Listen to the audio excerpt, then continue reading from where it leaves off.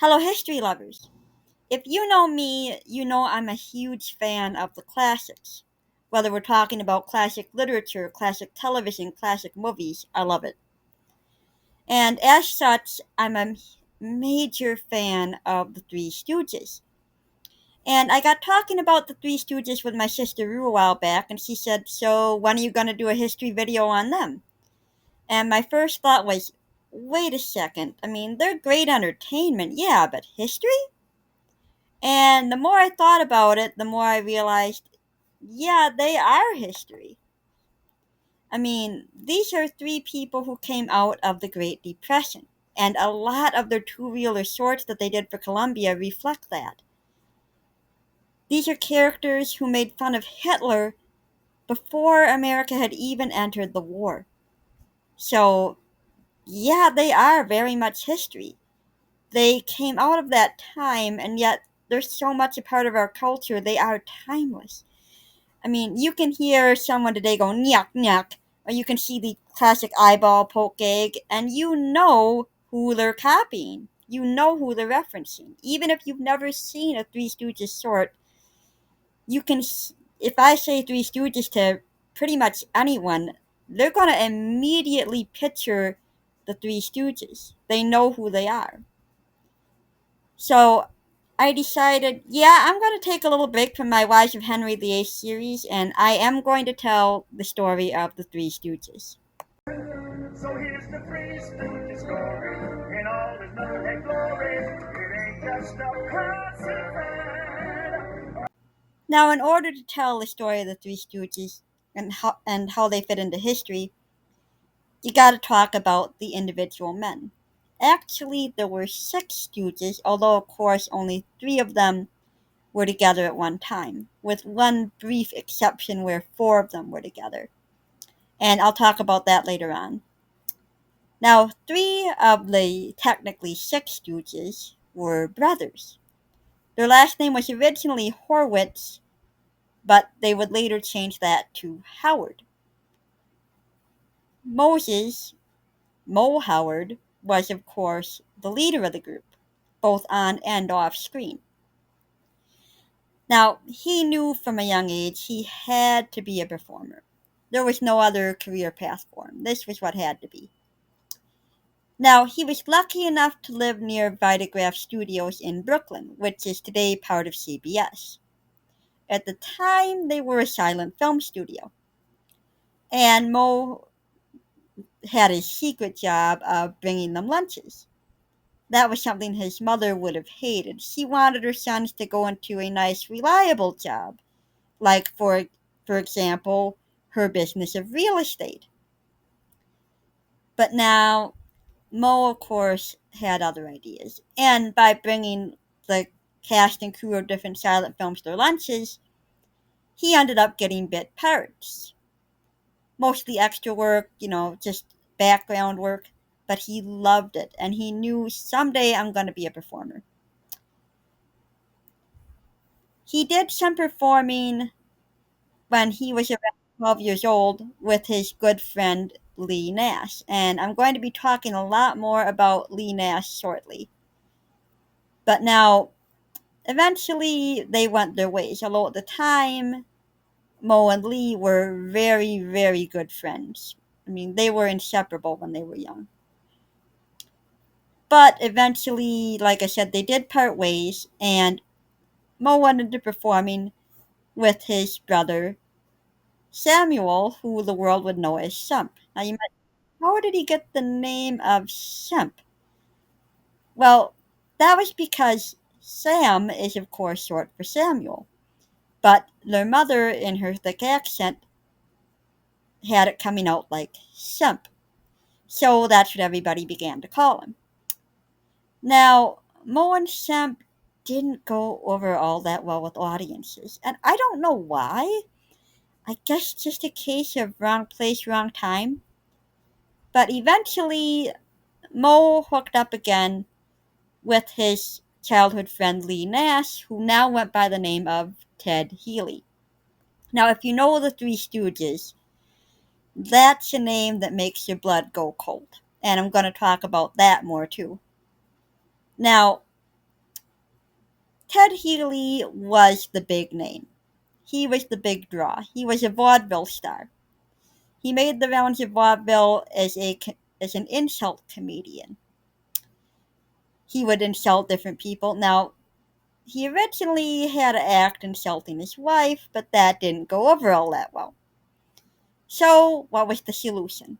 He employed professional stooges. What is a stooge? Today we think of them as someone like the Three Stooges, someone who's not all that bright, someone who keeps getting into situations. That's what we think of. But a stooge actually is a professional heckler. And they would be planted in the audience, and they would call out insults against Healy, and he would end up deciding on the spur of the moment, of course it was all staged, to have them come up on stage with him, and then they would feed insults off each other. And this is where both Moe and Semp got their initial role, where they started to be recognized more by audiences. Hey, didn't your mother ever tell you not to interrupt? You gotta hear it in the back of the hall. As you might have guessed from that clip, Ted Healy was a monster to work for. He might have been Moe's best childhood friend, but as an adult, he developed two big issues: a tremendous ego and a tremendous drinking problem. The result was not a good guy to work for. Moe was a very loyal person. They'd been good friends as kids. Moe was willing to take what Healy dished out. Semp was getting sick of it very fast. But Healy kept telling these two brothers and reminding them, I'm the headliner here. You're stooges. You're nothing. I can replace you instantly. Yeah, nice guy. You don't like it, I can always get another screw. Now, just to keep the others reminded of how worthless they were, how easily replaceable, how little money they actually deserved. Yeah, right. Healy employed quite a few different stooges, and he kept them kind of on rotation. Well, he was making the vaudeville rounds with Moe and Semp, and they happened to meet somebody who the Three Stooges would never have been complete without. And that, of course, is Larry. Now, Larry, if you've watched the original shorts, you know he was very good on the violin. Now, that's kind of how he got his start in show business. His father was a jeweler/pawn shop owner. Now, you might have heard the expression the acid test. Acid is used to test the quality of gold. How much gold is actually in there? Is this the real deal or not? When he was a young boy, about 4 years old, Larry went into his father's shop and thought it would be fun to play with the pretty bottles, one of which had hydrochloric acid, and he ended up burning himself very badly with it. Bad enough that there was muscle damage. Now, the doctor said he can make a full recovery, but he's going to need to do certain exercises. He's going to need to rebuild that muscle strength. Well, how do you make those exercises interesting for a 4-year-old?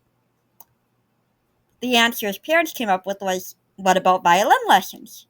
And Larry loved it right from the start. He's like, this is great. I love playing the violin. That eventually led to him touring vaudeville on his own, where he met his wife Mabel. They eventually formed a team. And later on, Ted Healy caught notice of him and said, how'd you like to join our act? Pretty big break for you, sharing the bill with me. Listen, kid, I got a proposition for you. If you wear your hair that way and forget the tails, you can join us for $90 a week. $100 if you forget the fiddle. For $100, I'll forget everything. Larry wasn't a Howard by name. but right from the start, he was a brother to Moe and Shemp, and of course, later on, to the final of the Howard brothers, who I'm going to get to in a moment. But Larry had only one fault, and that was he was a compulsive gambler. He absolutely loved to play cards, to bet on horse races, bet on sporting events, any way he could gamble money, he'd do it. But this led to one of the most iconic Three Stooges gags of all time, when he and Shemp got into a fight over a card game. What are you talking about? A straight beats a full house. Now, come the fuck. Hey, get your hands off. It's my pot. It's mine. The hell it is. Look me in the eye and say that. All right, the hell it is. Ow! You think that's funny?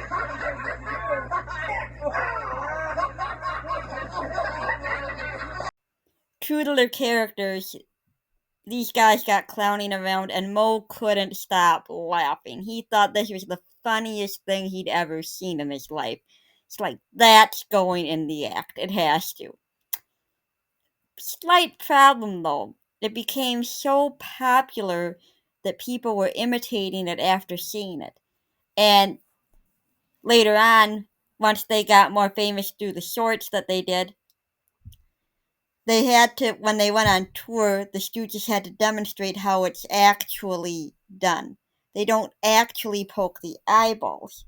They actually go just above the brow bone, which looks real on camera. And like I said, this became so well imitated, such an iconic part of the group, that they had to explain, look, don't really poke people in the eye. We don't actually do that. It's all, staged for the camera.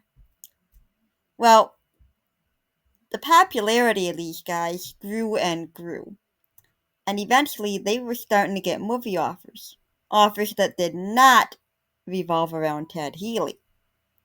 He was not happy about that and actually threatened them. That guy Sam thinks he can steal you from my ass. Take it easy, Ted. You're under contract to me. It's time for us to, might be better off if we just...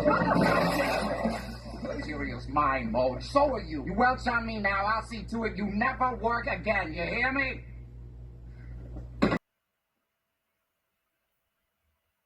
By this point, Shemp said, I've had it with Healy. I am out. I'm going solo. Moe, Larry, you want to stay with this guy? That's up to you, but I'm done with him.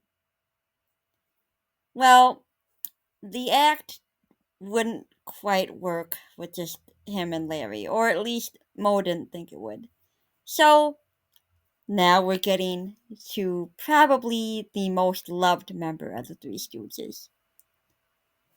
Moe calls up his little brother, Jerome, who was known to the family as, not Curly, not yet, he was known as Babe, because he was the baby of the family.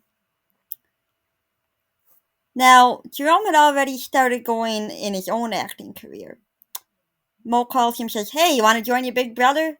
Well, he jumped at that chance. Heck yeah, I want to hang out with you. Heck yeah, let's go on tour together.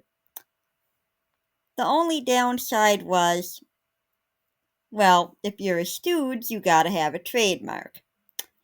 And they decided that his trademark would be a shaved head, which he hated. But his remark after getting this famous haircut was what led to the name that the world would know him by. Yeah, what do we call him now? Babe's no good. Jeez. Ain't I, Curly? Oh, hey. That's good. That is really good. Moe, Larry, Curly. The Three Stooges. The Three Stooges. The Three Stooges, eh?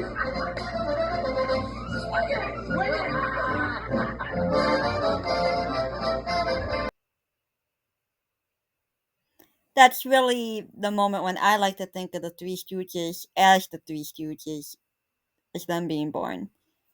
Now, speaking of iconic hairstyles, you might be wondering about the other two because, you could see those hairstyles on faceless mannequins at a store and you're going to know whose hair that is. Well, Larry came by his naturally. Interesting story behind Moe's haircut, though. He was the youngest of five brothers, and the mom always wanted a daughter so she could basically play dress up with her. Well, of course, she couldn't do that with any of her sons, but she did have Moe leave his hair long for a little bit longer than um, was considered socially acceptable. Moe said he fought his way to school, through school, and home from school every day because he had long hair. Finally, one day, he gave a friend of his at school a scissor, said, "I'm done with my hair. Give me a cut." Well, they put a bowl over his head, gave him the famous bowl cut, and that was that. Oddly enough, his mom was actually fine with that. She said, "Yeah, I knew you were going to have to get a haircut sooner or later. I should have done it sooner. Sorry about that. I'm glad you did it." So that's the origin of Moe's famous hairstyle. Now, I referred to Curly joining the group as the moment I see really the birth of the Three Stooges as the Three Stooges, because it was shortly after that that they went on their own and joined Columbia. But I do have to back up one little moment and say, while Shemp was still with them, they did make a movie with Healy called Soup to Nuts. That's considered the first Three Stooges movie, even though it's not really, I mean, it's a good comedy, but it doesn't quite seem like the Three Stooges yet. Their characters aren't fully developed. For instance, Shemp seems to be more the leader of the group rather than Moe. And I've including this little clip for that, just a little segment to give you an idea of what they looked like at that point and what Healy looked and sounded like, since I'm thinking not that many people are all that familiar with Ted Healy. I can't sing. Hello. Who? Hey, Ted. All right, come right now. You want it on the phone? All right, all right, all right.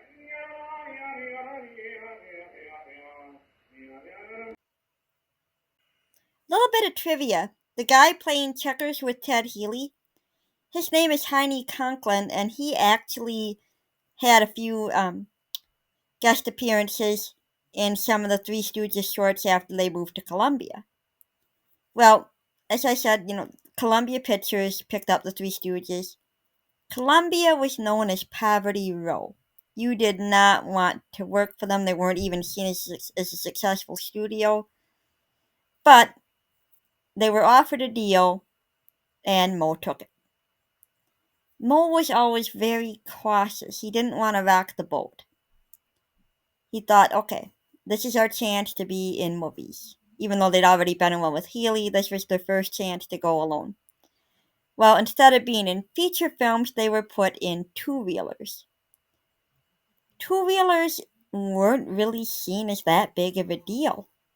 I mean, they were to keep you entertained before the feature film came on, whatever the feature film at the time might be. Think of them as like the little trailers or mini cartoons that you see before a movie today. That's basically what the Three Stooges were doing. They had no idea how popular they were quickly becoming among their fans. And the studio wanted it that way. A bundle, fan clubs springing up all over the country. Theater owners can't get enough of them. Good. Tell them from now on, if they want to book a Stu show, they'll have to take one of the beat bitches. Let's unload some stinkers.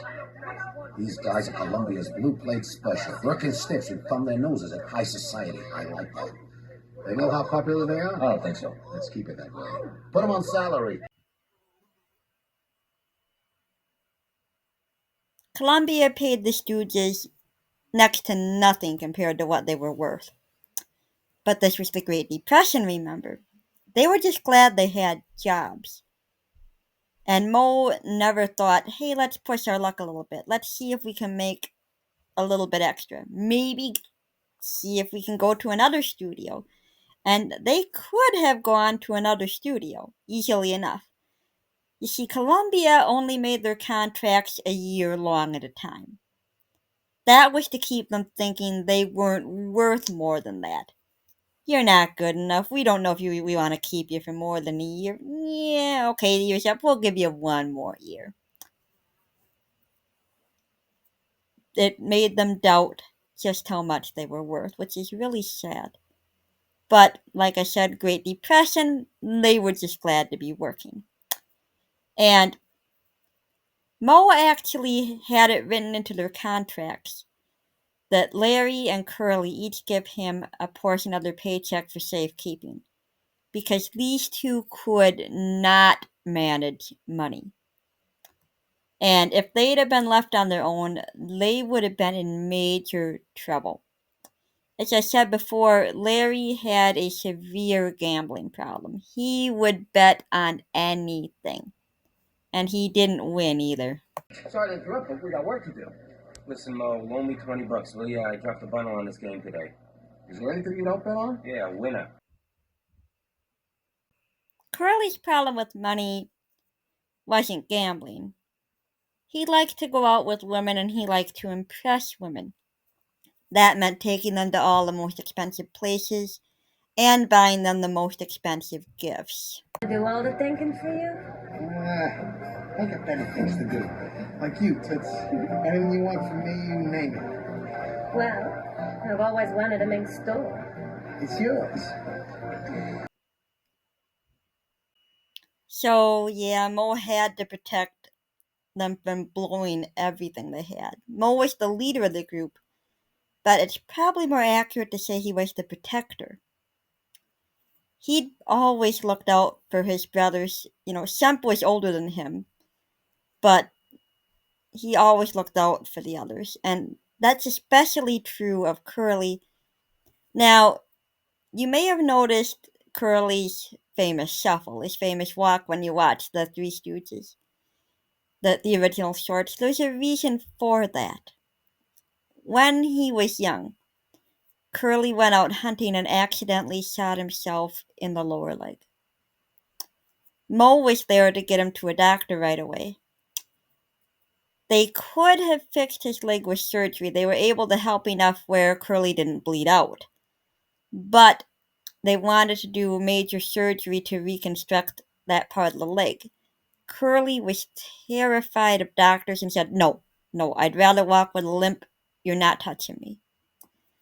And so that famous Curly shuffle was actually a way for him to try to hide his limp.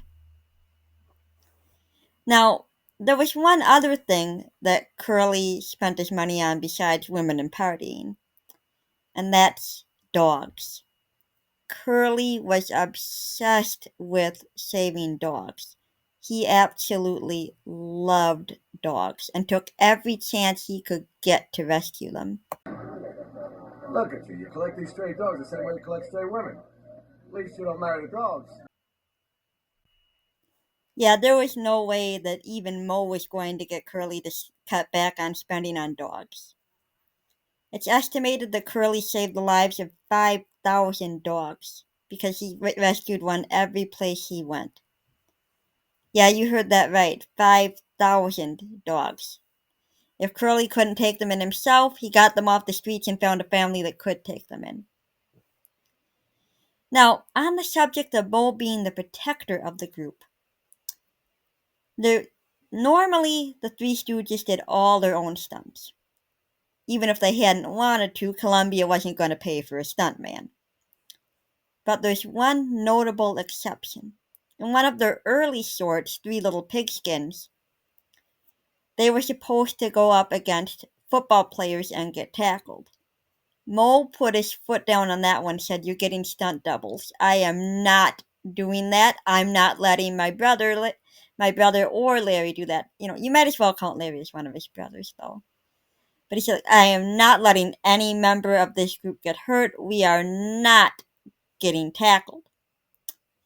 And the head honcho said, What are you worried about? Nothing's gonna happen. And Mo said, Yeah, you dang right it ain't gonna happen because we're not doing this.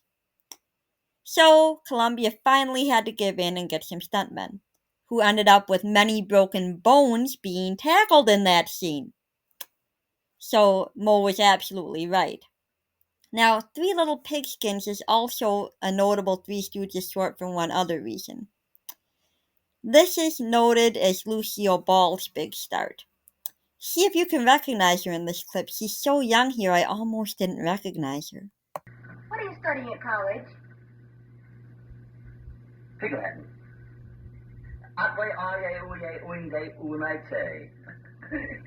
You wouldn't know a thing about that, would you? Oh, nice. Kind of unusual seeing her as blonde, isn't it? Because she's so famous for being a redhead. But, of course, she changed her hair color several times throughout her career, and the red hair finally became her trademark.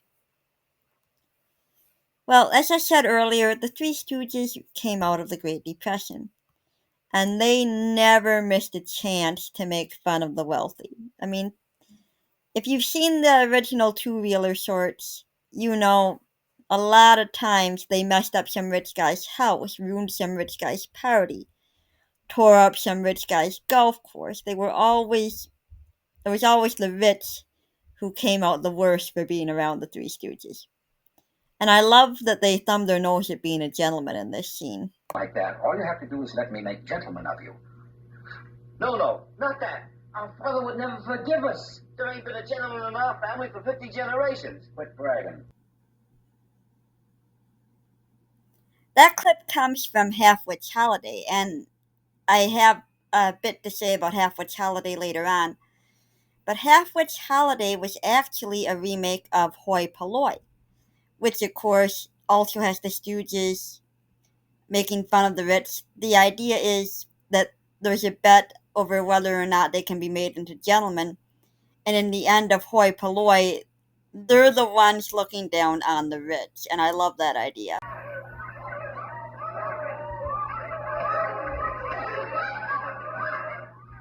My dear fellows, this is our punishment for associating with the hoi polloi.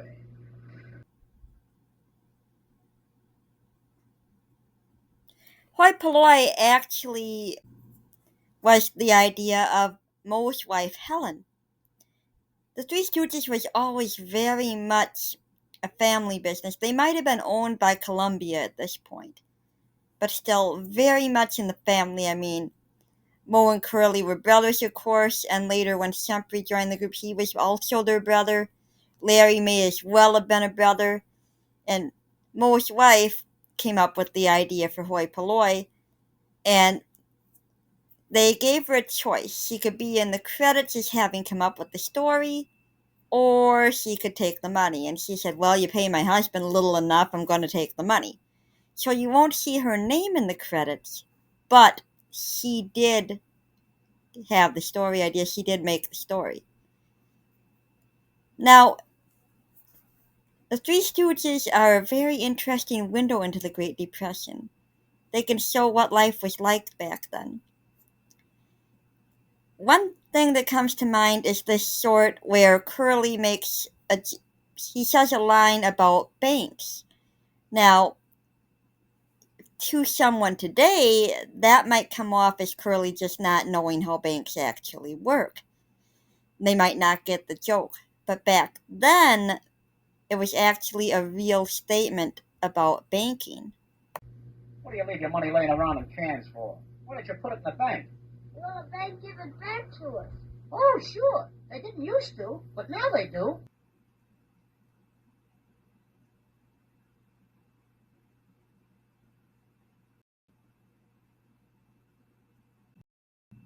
Now, today, people wouldn't get that. They'd be like, well, of course you're going to get your money back out of the bank. But that wasn't true during the Great Depression, and I'll give you a real-life example. The man who raised my grandfather was one payment away from being able to buy his house. He only had one payment to go. The money was in the bank. But because there were runs on the banks when the Great Depression hit, they refused to give him his money back.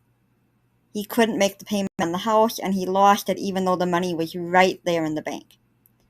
So back then, fear of not getting your money was very real. And I know people who lived through the Great Depression who never trusted a bank the rest of their lives. They kept the money in the house, or, they did whatever they could to avoid keeping it in a bank.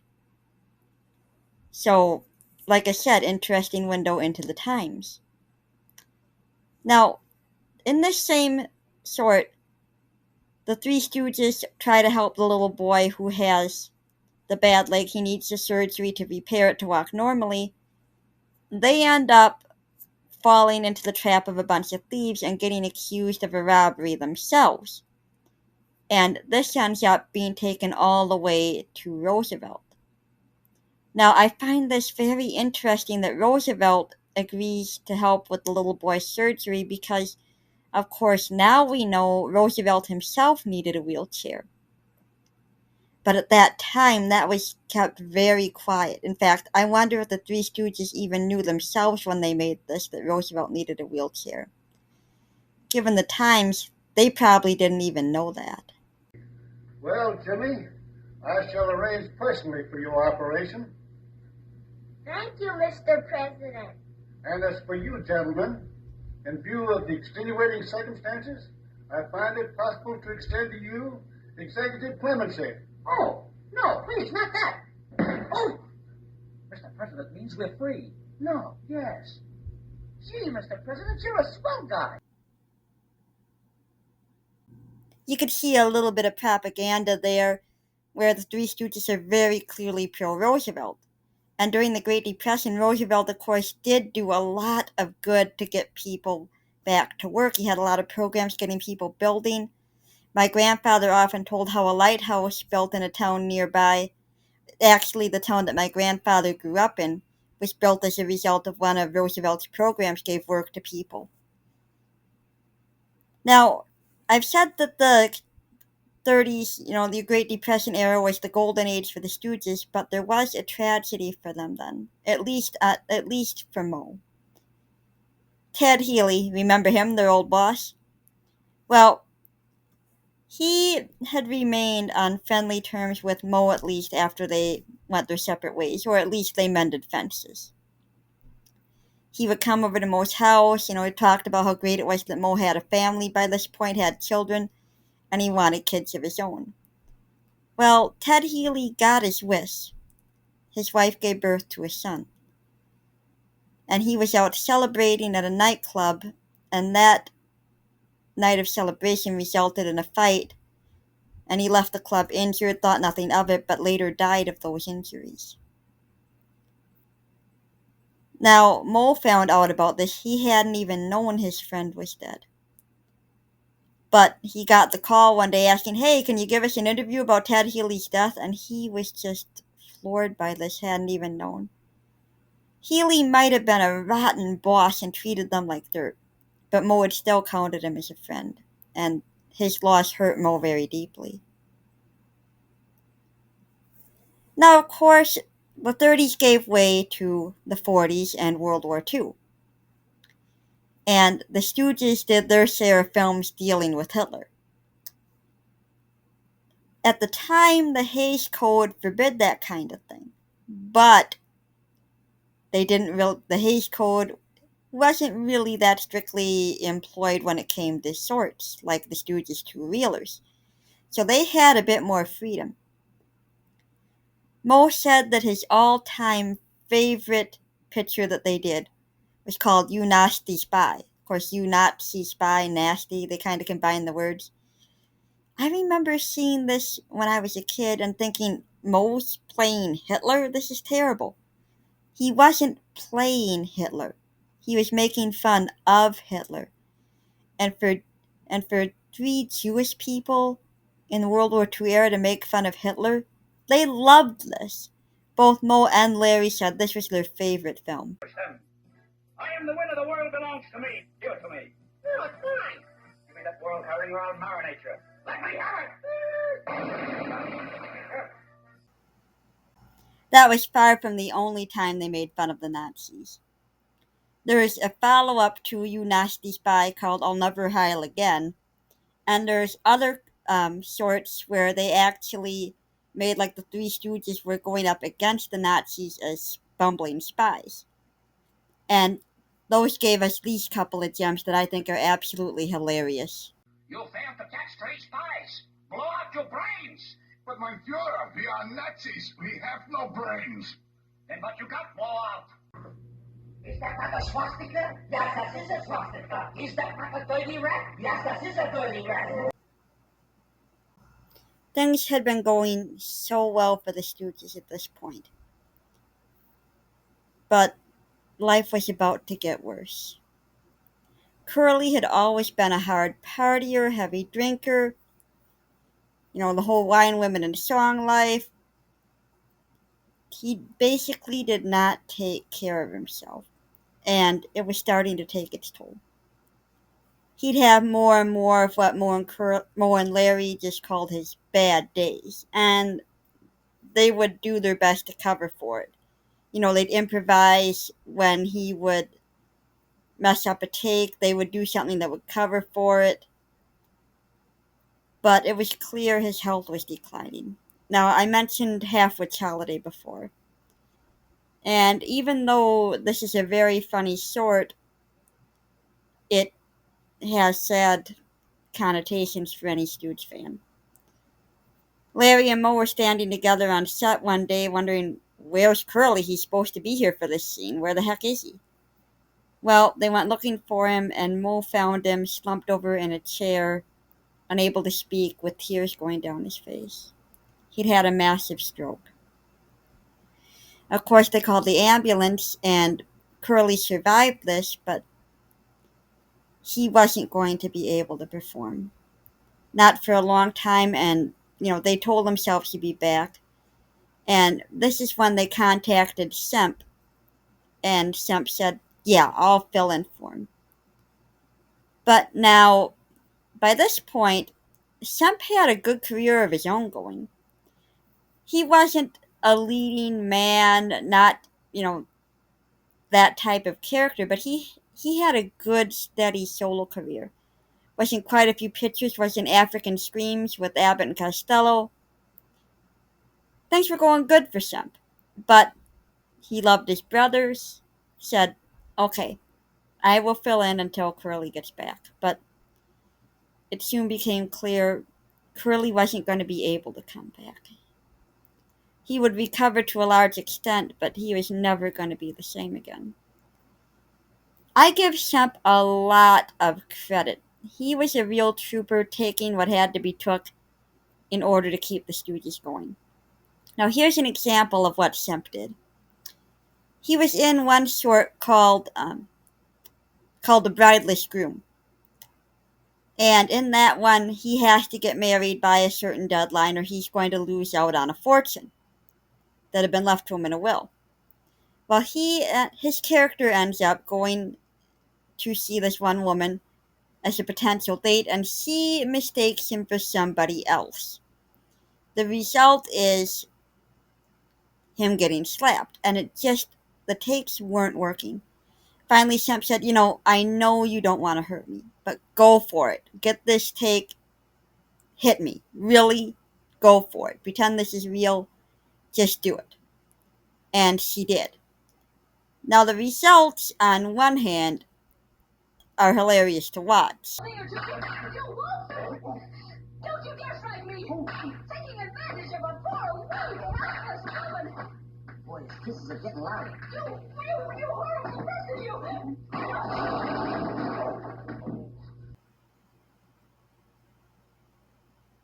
Funny to watch, but Semp actually ended up with a bloody nose out of that. So that shows you just what he was willing to do, for his brothers. And like I said, he had a good solo career going. He didn't have to do this, but he was that kind of guy to help his brothers out. Speaking of them as brothers, there is one time where Curly got to come back. He got feeling better, and he decided, I want to be a part of this again, and it's only for one brief moment, but it's still fun seeing all three of the Howard brothers plus Larry together for a moment.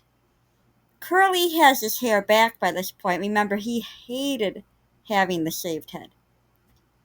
So he looks different, but you're gonna recognize him by that snore right away. I bet that's him. Take it off.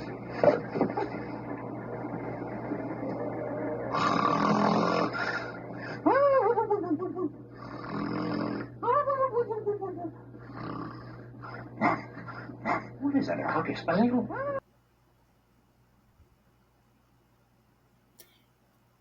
This to me is just wonderful seeing all of them together. I love that. Curly's life had really taken a positive turn at this point. Not only was he feeling better, but he finally found the love of his life. He'd been married 3 times before, which is a bit strange to think that he had so much trouble finding the right one. Whereas Mo and Larry were married to the same woman their whole lives. Found the right one, fell in love, that was that. Curly's third wife had actually been introduced to him by Mo. Mo thought he was going to do a good thing by introducing his brother to this girl, but she turned out to be a gold digger who divorced him 2 weeks after their marriage and took him for every penny he had and then some. So, third marriage, definitely the worst. But marriage number 4, Curly was happy. But sadly, that didn't last long. Curly died of another stroke at the age of only 48 years old. This was, of course, extremely hard on Mo and Semp and Larry as well. But only 3 years later, Mo had to go through the pain of another loss when Semp was gone. Mo's son Paul relates the moment that his dad heard the news about Semp. We had just finished dinner and the phone rang. When Dad put down the receiver, his famous face of stone couldn't hide his anguish or his pain. All he said was, "Semp's gone," and went into another room to be alone with his grief. Losing 2 brothers in 3 years, that's a nightmare. And not only did Mo have to go through that kind of grief, the studio wanted them to keep going. Yeah, sure, your brothers are both dead now, but we have a show to do. Well, here's a bit of irony for you. Columbia originally did not want Semp to step in for Curly. The reason why, they thought he looked too much like Mo. Duh, they're brothers. And it's ironic because a lot of their shorts, whether with Curly or with Semp, portrayed all 3 of them as being brothers. Brothers look alike a lot of the time, so I don't get what the issue was about that. But anyway, Semp being gone posed a big problem not only as far as the grief for everybody who had loved him, but now how are they going to make the shorts? Well, the studio had a fun solution. Let's use old footage of Semp and add in some footage of a stunt double. The studio inserted footage of the dead Shemp into 4 shorts that were essentially remakes of earlier efforts. The studio cobbled together comedies combining new material featuring Dad and Larry, stock footage of my uncle, and for the long shots, Shemp look-alike Joe Palmer. Well, of course, this could not possibly go on forever pretending that Semp had died. Well, Mo and Larry talked it over and said, what if we're the 2 Stooges now? What if we just go on just the 2 of us? Unfortunately, the studio was not exactly sympathetic. I'll pay for 3 Stooges, not 2.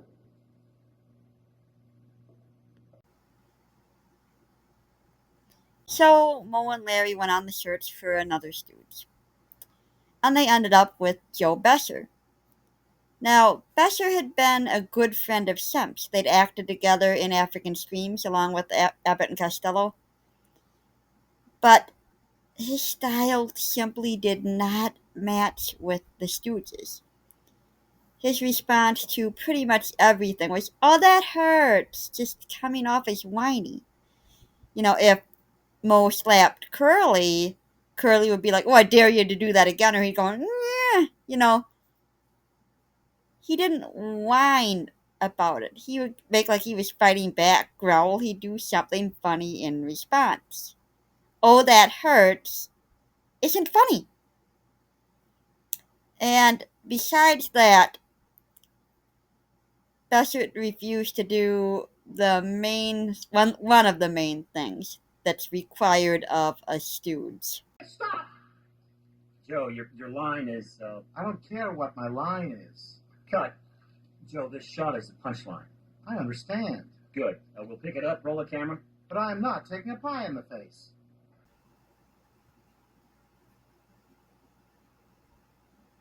Yeah, that's kind of a requirement that goes with the job description. Sorry, but that's part of being a stooge. Larry actually ended up taking a lot of the hits that were meant for Joe. An interesting trivia about the pie throwing. If you're watching a short and you see somebody hit by a pie, unless it's Mo did the throwing. He could have pitched for any professional baseball team. And they knew if he threw the pie, it was guaranteed to hit the mark. He was that good at it. Well, they trudged on with Joe and did the best they could. But people weren't that interested in shorts anymore. In fact, Columbia was the last studio to have a shorts department. This was partly due to the popularity of TV becoming a thing in every home. One day, the Stooges just wrapped up their last short, didn't know it was their last short. Guy just came in and said, "Oh, hey, that was great. By the way, don't show up for work tomorrow." To make this even more fun, this was at Christmas. Nice time to be unemployed. Well, shortly after New Year that year, Mo thought, "Yeah, I miss everybody at the studio. I'll go back and get a chance to say a real goodbye." The Three Stooges had made 190 shorts for Columbia. Been there for decades. And after all that, Mo shows up at the gate to say goodbye, and he's told, "You don't work here anymore, so you no longer have a pass. Goodbye." Yeah, that was nice. Well, they needed to make a living somehow yet. And Mo actually went into the family business, although his mother had been dead for a long time by now. He thought, well, I'll go into real estate and become a landlord. Mo was very good at investing money. Like I said earlier, thank goodness for Larry and Curly, because then there had been money when they needed it. Which, by the way, Larry and Mo and Shemp all contributed once Curly was hospitalized. They all gave a large part of their paychecks to help him. Well, now, like I said, Mo had to find another line of work, went into renting. Only, he didn't do too good as a landlord. He was actually too nice. I also owned several buildings, though as landlords go, my father was a notoriously soft touch. One tenant felt so guilty about Mo's refusal to increase the rent that he actually raised his own rent. I mean, imagine having a landlord who's so good, so nice, that you raise your own rent. That says a lot about Mo. Well, years passed, 1959 came around, and Columbia decided we should get in on this TV thing. How do we go about that? Oh, I know. We'll sell those old shorts the Three Stooges made. We could sell them for $12 million. Now, in the entertainment industry, 12 million doesn't sound like a lot. But this was 1959, remember? Now, you might be thinking, well, the Three Stooges must have got a nice chunk of change out of this, right? Yeah, think again. I can make a nickel or two selling the stuff off the television. Oh, yeah? What's in it for us? Well, I'll see what I can do, but you know what the contract says. No fees, no residuals. Bump this. It sticks, Harry. Sticks. Yet none of the Stooges made a penny off of that television deal. But there was a silver lining to that. A lot more people were getting to know the Three Stooges. Their kids were watching the Three Stooges on TV before school each morning. They were getting a wider audience. And Mo, like I said, he was a born performer. He couldn't not perform. So he got in touch with Larry and said, "What do you think of going on the road together?" Larry said, "Yeah, but maybe we ought to get a third Stooge. Maybe it really shouldn't be just the two of us after all. Maybe Columbia was right about that." Which, again, I don't know. I think they would have been good as a duo. But in any case, Larry went to see a comedy show, and he happened to come across a comedian by the name of Joe DeRita. He thought, this guy's perfect. We can easily take him with us on the act. They'd already had a Joe, so they thought, okay, you're Curly Joe now. Which he was fine with. They shaved his head like they did Curly. Okay, you're Curly Joe. And they went on to have an incredible success on the touring circuit. Audiences loved them, couldn't wait to see them. Now, I gotta say a couple things about the fans. Mo was so good to the fans. All the Stooges were, but Mo was probably the king of that. He once had a fan write him a letter asking, could you, autograph this photo for me? Mo, yeah, sure thing. So he signs the photo, sends it back from Mo. The kid looks at it, sends it back. Could you make it from Mo Howard? Any other celebrity would have been like, I gave you the autograph. Mo's like, oh yeah, sure thing, Mo Howard, here's your picture back. There's one funny story that Mo's son Paul tells in the series Hey Mo, Hey Dad, where he talks about his life growing up as the son of one of the Stooges. When Paul grew up, he was away from home and he ended up growing a beard. His appearance changed a little bit while he was gone. And he was going to meet his parents in New York for the first time in a long time. And I wish I could show this clip, but it's just too long of a clip to show, so I'm just going to quickly summarize. Paul disguised himself and went to where he was supposed to meet his parents, and he made like he was a complete stranger. Mo from the Three Stooges, oh my god, I love you. Can I have your autograph? You are just my favorite comedian. I get such a laugh out of you. And Mo fell for it. He said, oh, sure thing, kid. Yeah, sure. Glad to give you an autograph. And Mo's wife, and of course Paul's mother, Helen, recognized Paul right away, and she was doubled over in hysterics. And Mo actually got mad at her and said, how dare you laugh at one of our fans? They're the ones that put food on our table. And then, of course, he recognized Paul, and he's like, oh, no, you didn't. But Paul really still does. He's 90 years old now, but Paul really does have his dad's sense of humor. When he was a kid, he was a little bit embarrassed by being the son of one of the Three Stooges. He actually told his classmates that his dad worked as a meter reader for the electric company. Then one day Mo had to come to school to give him a spare key because they'd had to have the locks changed due to a suspected break-in. Not break-in, but a suspected attempted burglary. Nobody actually made it in. But of course, then Paul's secret was out and everybody was like, your dad is Mo! My god, you have the coolest dad ever! And, he still didn't get on board with the whole Three Stooges thing, although these days Paul is very proud of the family legacy. And as I mentioned, he actually made the series together with his sister Joan. They made a series called Hey Mo, Hey Dad.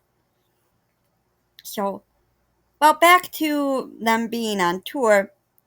Columbia got wind of this, said the Three Stooges are as popular as ever. We gotta cash in on this. Called Mo up on the phone. Hey Mo, you wanna come make some movies for us? Well, most actors would have told him to stick it. But like I said, Mo couldn't not perform. So he and the Three Stooges did end up going back to Columbia and making a series of movies for them. All this acclaim brought an ironic invitation. Columbia Pictures, which had so recently and so unceremoniously shown the Stooges the door, now came calling with a proposition. How would you fellas like to be in the movies? What goes around really does come around, doesn't it? Well, yes, it does. I have to back up a minute. I've noticed that that's happening a lot with this video, but there's just so much to say about the Three Stooges. And, I'm just scratching the surface in this video.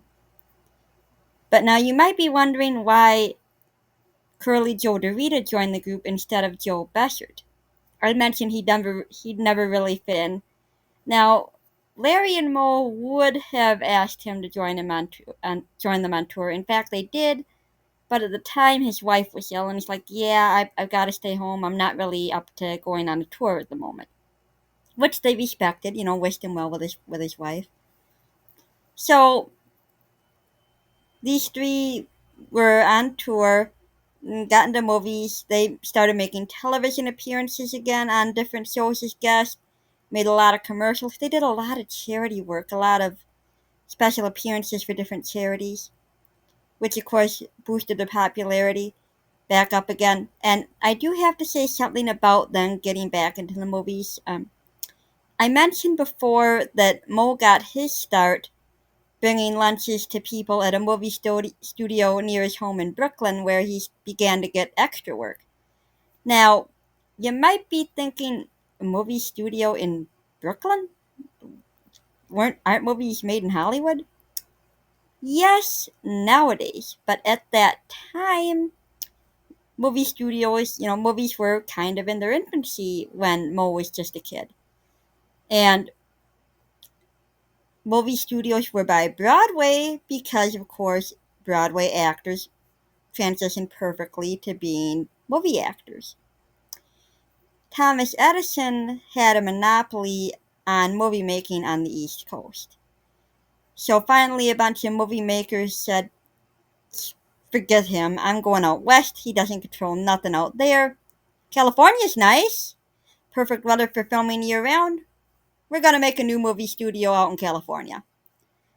That's why we have Hollywood today. Anyway, so they went back into making movies as well as private appearances and going on tour. And they finally found out just how popular they are. Larry's daughter relates a story of how they went on tour and they were amazed when they saw the size of the audience. They didn't even realize all the people at the train station were for them. When they came to Pittsburgh and they saw all these people at the station, they wondered who the VIP was on the train, not realizing the crowds were for them. They had absolutely no idea of how popular they were. During this time, the Three Stooges made quite a few really good movies. Have Rocket Will Travel, Three Stooges Go Around the World in a Daze, Three Stooges Meet Hercules. At this point, they were being managed by Mo's son-in-law, Norman Maurer, who actually got his start with the Three Stooges. He was drawing Three Stooges comic books during the days when they were making their two-reeler shorts for Columbia, which is how he met Mo's daughter. They fell in love, got married, and Norman was very much a part of the family right away. And things were good for them while he was their manager. And he produced a cartoon series for them shortly after they got done making the movies, which, let's face it, the Stooges were basically living cartoons to begin with. So this series went over pretty good. The years wore on. The Stooges began to morph into animated versions of themselves in a cartoon series produced by Norman called The new Three Stooges. In cartoon form, the Stooges didn't have to worry about showing their age. They didn't have to worry about being able to take a slap, do a stunt. Because the sad truth is, they weren't young anymore. Well, they decided to do one more project. They talked about doing a travel series which would have been called Kook's Tour. And they were going to go around the world touring different places. It wasn't a comedy, although it had comedic moments, but it was a travel log showing their adventures. In 1970, they made what was supposed to be the first of a series, where it showed them touring the state parks, national parks in the U.S. This time, they were joined by a new friend. Hey, Rue, think Tex has a relative that knew the Three Stooges?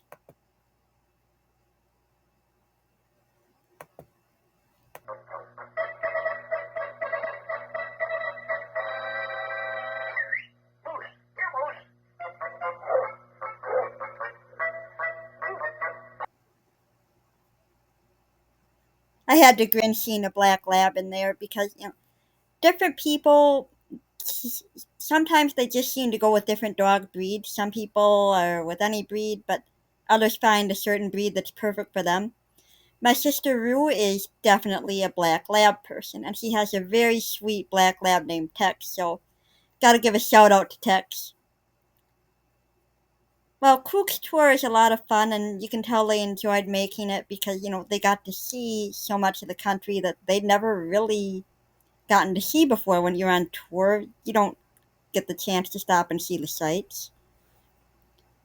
Well, they would have continued this, but while Cook's tour was being made, Larry suffered a severe stroke that left him paralyzed on his left side. They put together what footage they had, but of course, that was the end of the Three Stooges. Mo still often visited Larry in the nursing home, and Larry and him would put on little skits for the residents. Like I said, born to perform, had to. Well, 5 years later, Larry died. 1975, he died in January. And with his lifelong partner and friend gone, Mo only lived till May of that same year.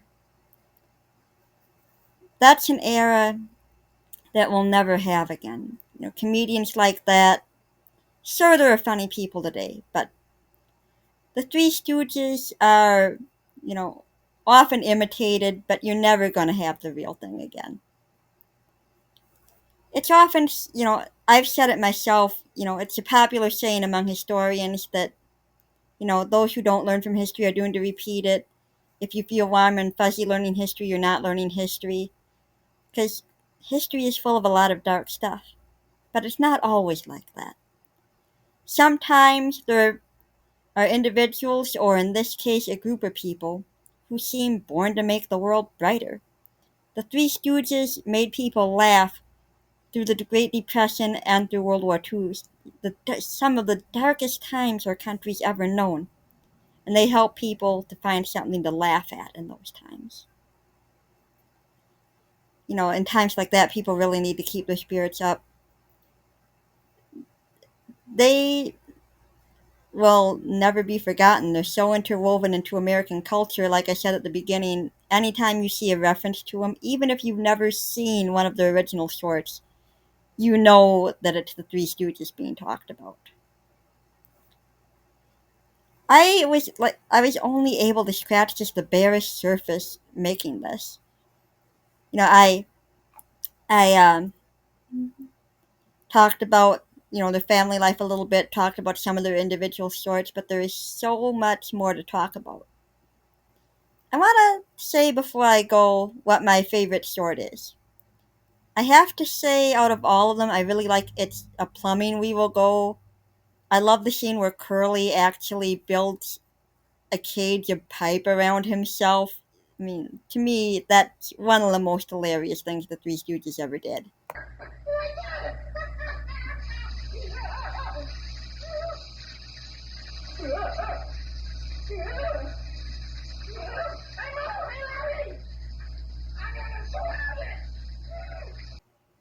I absolutely love that one. Now, if you want to know more about the Three Stooges, the bioepic that was made in the year 2000 that I show clips of throughout this video, that's available for free on Tubi. Now, if you want to watch that one, be aware there was a movie called The Three Stooges, the same title as the bioepic, made in 2012. Now, I think that movie would be enjoyable for almost any Stooge fan. It's actors trying to lovingly copy their style.